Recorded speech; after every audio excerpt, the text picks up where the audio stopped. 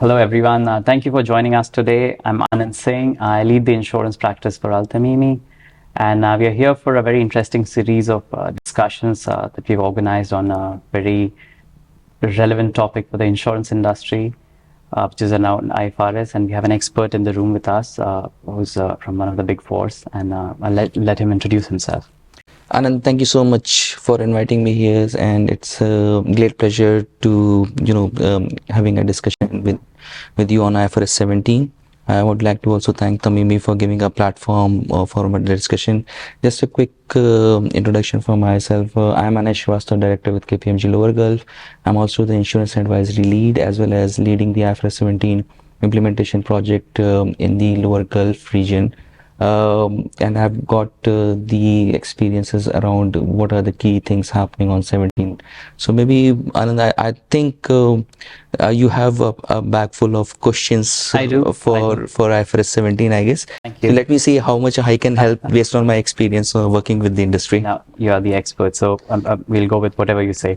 So, first off, there's a lot of buzz around this. I think the Saudi regulator has already issued a circular saying that it is implemented as of 1st of January. So I don't see there's any more room for this getting extended any further. But with that in mind, can you just briefly touch upon what is IFRS 17? What are we really talking about here? Great. The question, what is IFRS 17, brings me memory when people used to ask me the same question maybe 2 or 3 years back. At that point of time, it was very new topic for the overall industry. And to a larger extent, while the industry has been implementing IFRS 17, they have got a bit of a knowledge. But let me try and phrase it into few sentences.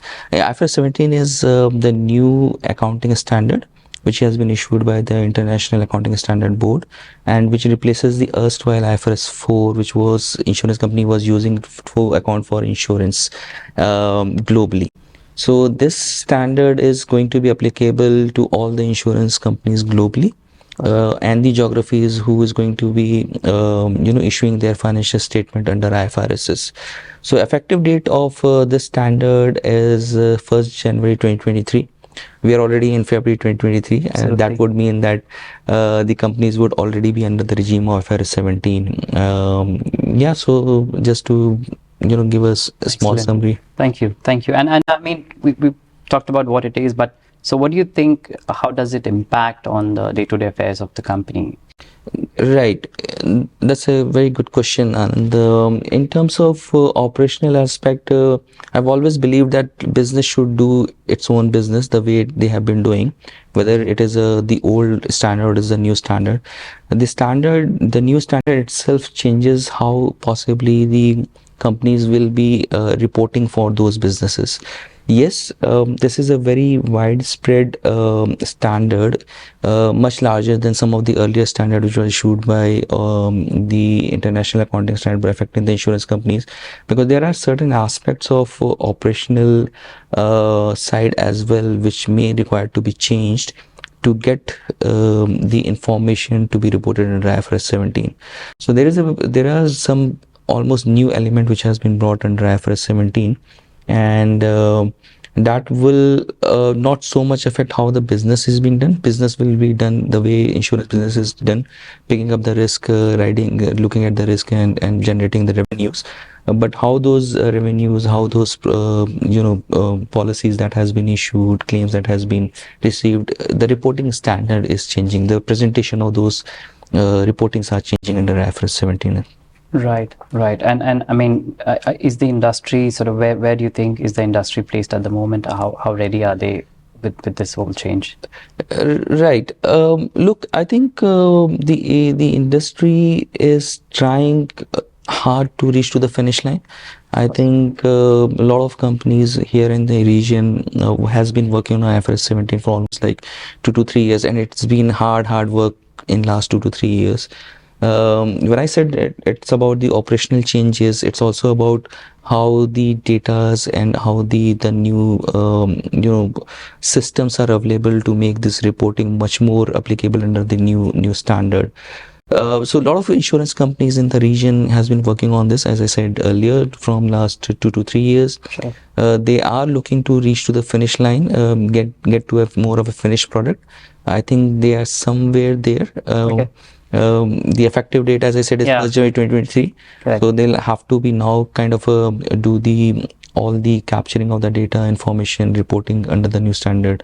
The first set of information that the insurance company need to issue now, specifically from the UAE perspective, will be for the period ending 31st of March 2023, with the comparative of 2022. Which is due Which time in 15 May? Yes, absolutely. And so the first set of financial statement that will be due for submission will be, I think, around the 15th of May of 2023. So that's where you will see the new financial statements of the insurance company under IFRS 17.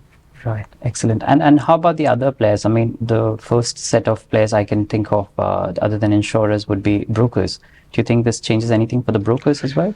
Look, the standard itself is for the insurance company. It will not affect so much the brokers from the reporting perspective as such. But having said that, the insurance companies will need a very granular level details, a granular level data, information from the broker channel as well, whether it is about the policies they have issued, whether the claims that they are servicing. Such is the nature of this new standard, because it requires certain granularity to be built in, which may not have been there under IFRS 4. Look, IFRS 4 was always an interim standard, and it stayed as interim for 20 years. So this standard was under preparation for last 20 years. So to answer your question, to the extent possibly the exchange of hands of information, communication may need to be a little bit more granular from the broker's perspective, but not so much. It doesn't apply to them. It doesn't really apply from what they need to report to the insurers may change. Yes, unless they are doing any insurance risk per se, which need to be reported under IFRS 17, which I don't think any broker will be doing here. Right, excellent. And I mean, generally speaking, in terms of, there are different classes of insurance, right? So there are insurers who are strong on motor, there may be others who are strong on medical, and then there are life insurers. Do you think the IFRS makes a distinction as to how they're going to treat any of these, or is it same? I mean, end of the day, they're all balance sheets, so I would imagine they're same, but some are long-term risks, some are short-term risks. So is there a differentiation? Absolutely, Anand.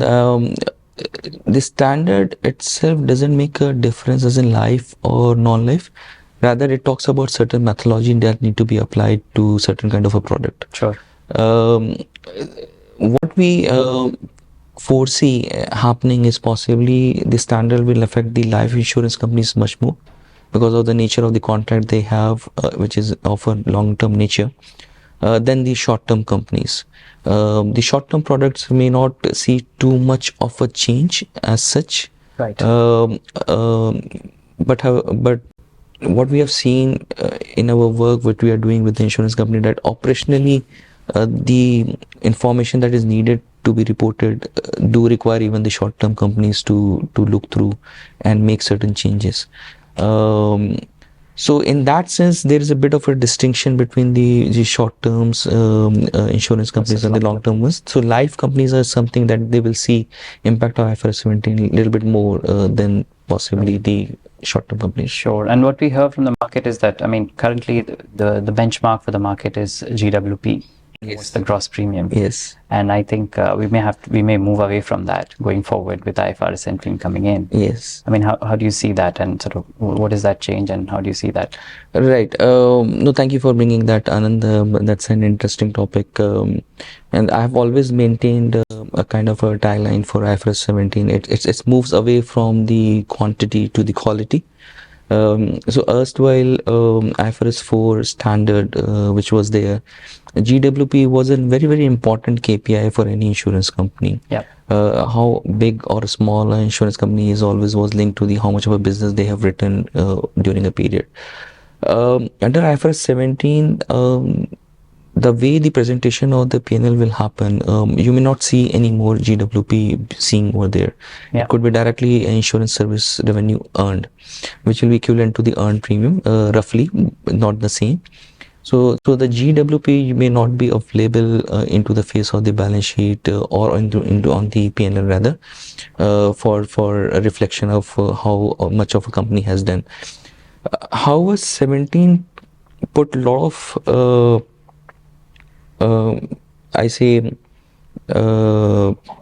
thought on the insurance company to pick the right sort of risk, because how they are now be disclosing the profitability, what kind of risk they are going to be picking up is going to be much more available in a reporting terms as a part of the financial statement, and that we can discuss in bit of a later discussion.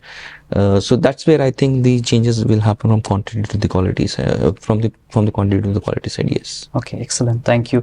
I also hear that there's a lot of buzz about IFRS 9 and how that's not an option anymore, and everybody has to opt to that. Can you please also give us a brief on that? Yes, Anand. Look, this is another interesting topic. So IFRS 9 is a standard which the insurance company will need to adopt along with the IFRS 17. Sure. Though the IFRS 9 effective date was earlier, the ISB, International Accounting Standard Board, did give the option to defer it to the insurance company until they adopt IFRS 17, which was until 1st of January 2023. So now they will not have the option, and all the insurance companies now need to move to IFRS 9 as well, along with the IFRS 17. However, what we have also seen during this period is that, and specifically in the region, Yep. is that some of the insurance companies did adopted IFRS 9 earlier. So we are looking at two kind of a scenario. Some companies adopted IFRS 9, some company didn't.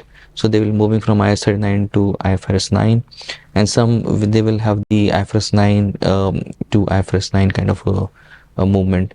For the companies which will be looking at to implement this for the first time, they will see a bit of a more effect of 9 in terms of certain requirement of IFRS 9, specifically expected credit losses, how the expected credit losses has to be developed.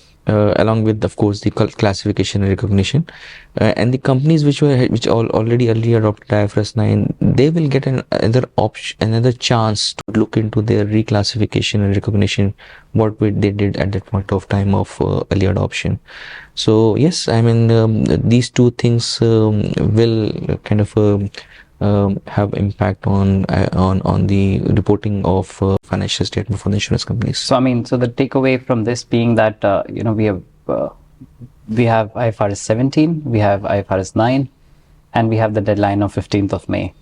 So I think we'll leave it there for the first part, and we'll come back with more technical details. We'll go into the depth of what is IFRS 17, what are the different methodologies, what are the different aspects the insurers need to consider. Thank you, everyone. Thank you.